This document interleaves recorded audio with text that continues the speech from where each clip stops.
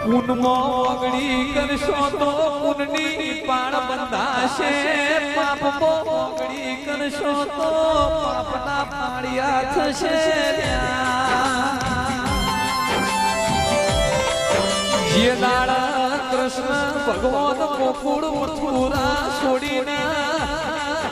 જે દાડા ગોકુળ છોડીને મથુરે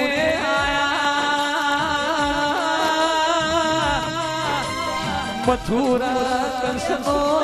સહાર કર્યો એ દાડા મથુરાની જેલમાં દેવકી વાસુદેવ સોણાયા દેવકી મની જન્મ આલારી માયતી દેવકીએ પેલો સવાલ કૃષ્ણ ભગવાન એવો કર્યો